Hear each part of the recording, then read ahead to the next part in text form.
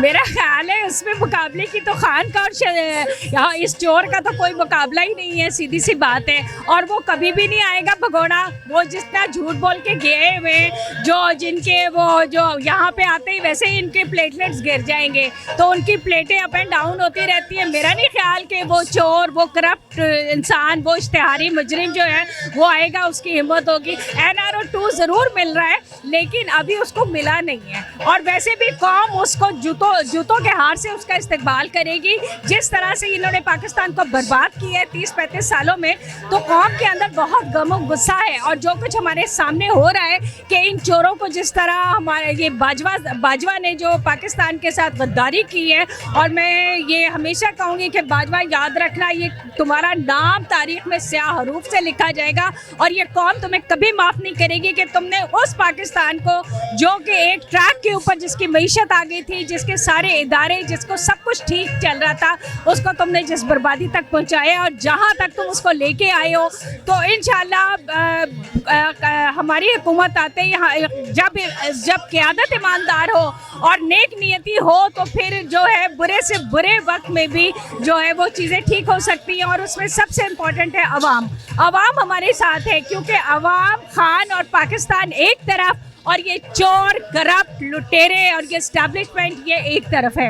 इन्होंने सब ने मिल के जिस तरह मेरे पाकिस्तान को बर्बाद किया है, मैं कहती हूँ कि आज जो ये दिवालिया होने की नहज के ऊपर है, तो पाकिस्तानी कौम में जो गम गुस्सा है और जो हमारा दुख है हम उसको बयान नहीं कर सकते। और हमें इनकी शक्लों से भी नफरत है कि हम चाहते हैं कि इनको मुल्क से निकाल के बाहर फेंक दिया जाए, इनकी जायदादें बाहर, इनकी प्रॉपर्टी बाहर, इनके बच्चे बाहर। जिनको बीमार होते हैं तो इलाज बाहर करते हैं, तो ये यहाँ पे क्या कर रहे हैं, वही इनको चले जाना चाहिए। हाजी साहब चले गए, हाफिज साहब आ गए, कितना तब्दील हुआ? कुछ कोई तब्दील नहीं हुआ। हमारी एक्सपेक्टेशन तो यही थी कि जिसने कुरान हिफ्ज़ किया हो उसको कम से कम थोड़ी सी तो जो कहते हैं ना कि कुछ तो लिहाज होगा, हक सच की बात करेगा। लेकिन अभी तक तो हमें मायूसी है। जो रजीम चेंज, जो बाजवा डॉक्ट्राइन चल रही थी वो एज इट इज़ चल रही है, और वो जो अपने पीछे अपना सासा छोड़ के गए हैं, अभी हमारा उनसे मुकाबला है। क्योंकि पाकिस्तान में कभी हमने इतना बुरा टाइम नहीं देखा। यहाँ पे कोई इंसानी हकूक़ की जिस तरह से खिलाफ वर्जी हुई है, जिस तरह से हो रहा है, ये माशाल्लाह से भी बदतरीन दौर है, जो कि कहने को माशाल्लाह नहीं है लेकिन बदतरीन माशाल्लाह लगा हुआ है। जहाँ इंसानी हकूक़ नहीं है, जहाँ आइन की पासदारी नहीं है, जहाँ कानून की पासदारी नहीं है। इस मुल्क में कोई अदलिया नहीं है, कोई नहीं है कि आप किससे जाके शिकायत करें। आपके पास सिर्फ पैसा होना चाहिए, ताकत होनी चाहिए। और अगर आपके पास पैसा और ताकत नहीं है तो आप जलीलो ख्वार हैं, आपको इस मुल्क में रहने की ज़रूरत नहीं है। ये मुल्क सिर्फ चोर, लुटेरे, उच्चक्कू, डाकुओं के लिए रह गया है, जो जिसमें हम जिनकी शक्लें हम देखते हैं, जो इसको मज़ीद बर्बाद कर रहे हैं। और जो हमने ख़जाने में खान के दौर में जो कुछ पूंजी जमा की थी, वो भी आके ये लुटेरे खा गए सारे। तो मतलब सारी कौम के सामने। लेकिन एक फ़ायदा हुआ है, इतनी बुरी तरह ये सारा टोला, चारे इदारे अवाम के सामने एक्सपोज हुए, नंगे हो गए। ये दूसरों को नंगा करके जो है वो पीटते हैं, लेकिन ये अवाम के सामने खुद जिस तरह नंगे हुए ये अवाम समझ गई है। और यही वजह है कि आज अवाम खान के साथ है।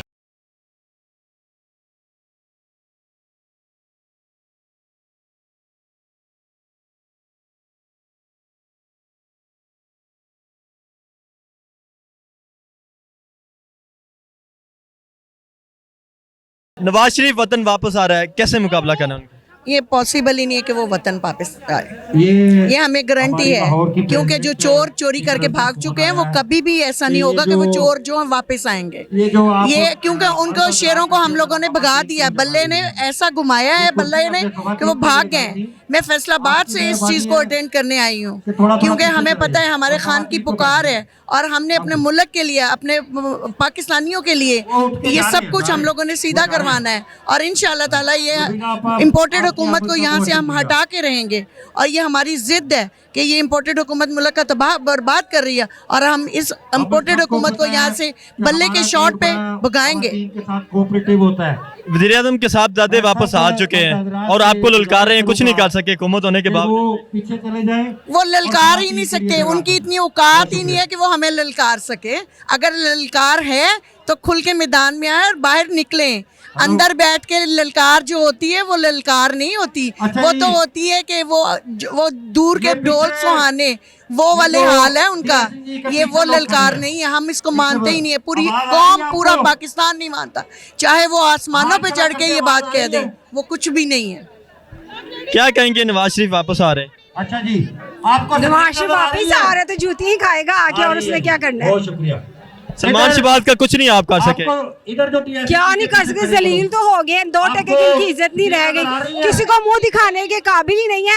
इतने है ना, बगैर प्रोटोकॉल के बाहर निकल के दिखाएं हमें। उनका वो हाल करेंगे जो श्रीलंका ने अवाम ने किया था, हम वो हाल करेंगे अगर वो बाहर निकले। सड़कों पे तो आए, इतनी हिम्मत है, इतनी हिम्मत ही नहीं है उनकी।